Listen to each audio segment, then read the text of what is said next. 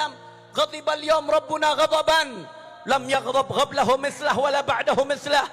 Nafsi, nafsi. Kata Nabi Allah Adam, beliau angkat tangan, saudara. Nabi Adam yang diharapkan sebagai kakeknya semua manusia, dimintakan pertolongan hari itu. Apa kata Nabi Allah Adam? Hari ini Allah marah dengan kemurkaan yang gak pernah terjadi sebelumnya. Sesudahnya, nafsi, nafsi. Kata Nabi Adam sendiri, idhabu ila Nuh. Akhirnya rame-rame pergi ke Nabi Allah Nuh. Jawabannya sama, saudara. Pergi ke Nabi Allah Ibrahim, jawabannya sama. Pergi ke Nabi Allah Musa, jawabannya sama, nafsi, nafsi. Pergi ke Nabi Allah Isa, lagi-lagi jawabannya sama, nafsi, nafsi. Nabi Allah Isa katakan, idhabu ila Muhammad. Pergi ke Nabi Muhammad. Begitu sampai di hadapan Rasulullah, saudara, ternyata hanya Rasulullah yang mengatakan yang berbeda, saudara. Ana laha, kata Rasulullah, aku yang akan kasih syafaat, kata Nabi Muhammad. Akhirnya Rasulullah sujud minta sama Allah di bawah arsy-Nya Allah. Begitu Rasulullah sujud, Allah berfirman kepada Nabi Muhammad, ya Muhammad, irfa' ra'sak wasal tu'ta washfa' tushaffa. Angkat kepalamu wahai Muhammad. Rasulullah sedang tersujud. Irfa' ra'sak, angkat kepalamu, wasal tu'ta, minta apa yang kau minta akan diberikan. Washfa' tushaffa, minta berikan syafaat karena engkau dapat kuasa untuk beri syafaat. Begitu mendapat jawaban itu dari Allah, saudara, Nabi Muhammad bangun dari sujudnya. Apa yang dikatakan Nabi Muhammad? Ummati, ummati. Kita semua yang disebut sama Nabi, saudara. Maka di hari itu, saudara, yang selamat yang paling dekat sama Rasulullah, yang selamat yang bisa mengakses Rasulullah. Tapi kadang-kadang kita gak mikir, hari itu orang miliaran, saudara. Miliaran hari itu. Bukan 100 juta, 200 juta. Miliaran manusia. Dari zaman Nabi Adam sampai akhir zaman. Saya kasih gampang logika yang sederhana. Kemarin waktu Sayyidil Habib Umar bin Muhammad bin Salim bin Hafid datang, mudah-mudahan beliau dijaga oleh Allah Subhanahu wa taala. Pengajian setiap subuh di Istiqlal, yang hadir hampir 50.000 orang. Jangankan mau salaman, dekat aja susah. Itu baru puluhan ribu. Ini baru cucunya, bagaimana dengan kakeknya? Saya teringat waktu Sayyidil Walid Ayahanda Al-Habib Muhammad Rizik bin Husain bin Syah, mudah-mudahan beliau dimenangkan perjuangannya oleh Allah. Ketika itu beliau datang dari Saudi Arabia. Lebih dari 1 juta orang jemput di bandara, saudara.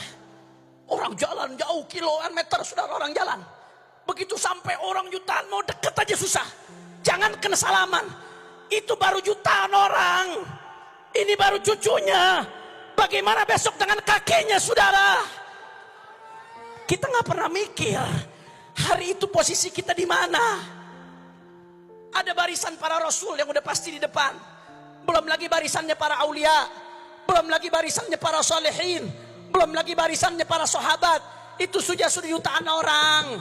Lantas bagaimana dengan kita yang penuh dosa, yang penuh dengan maksiat? Bagaimana kita bisa dekat ke Rasulullah? Sedangkan kalau nggak sampai dekat Nabi celaka kita, saudara. Maka jawabannya ada di majelis-majelis maulid Nabi. Rasulullah yang ngasih jawaban. Aulan nasi bi yaumil qiyamah aktsaruhum salatan alaiyah. Kata Rasulullah, nanti yang paling berhak denganku di hari kiamat siapa? Yang paling banyak solawat kepada baginda Nabi Muhammad. Saudara, jangan pernah Anda berpikir solawat Anda bertepuk sebelah tangan pada hari ini, saudara.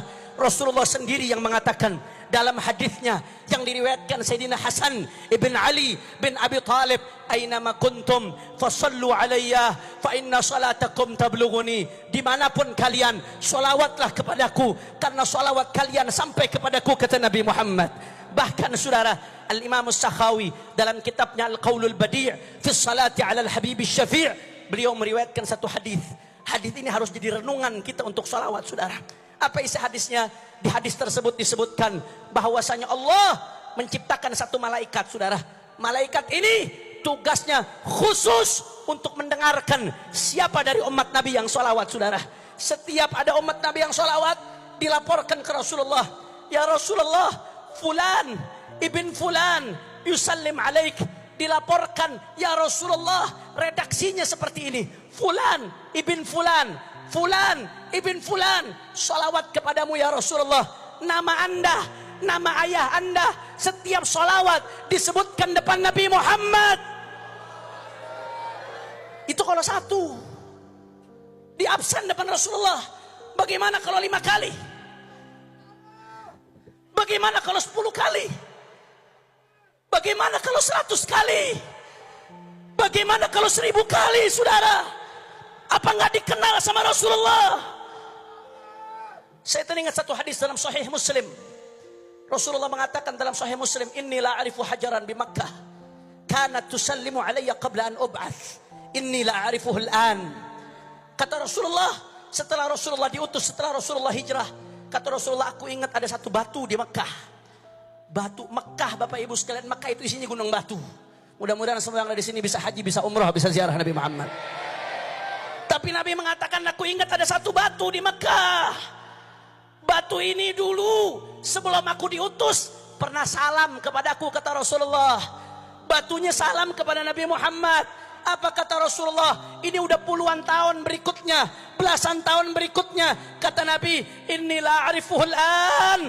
Batu yang belasan puluhan tahun lalu sekali mengucapkan salam kepadaku, aku masih kenal batunya. Saudara, batu, benda mati, salam sama Nabi, dikenal sama Nabi, diingat sama Nabi. Bagaimana umatnya yang dirindukan Nabi Muhammad? Ya Rab, ya Rab, ya Rab.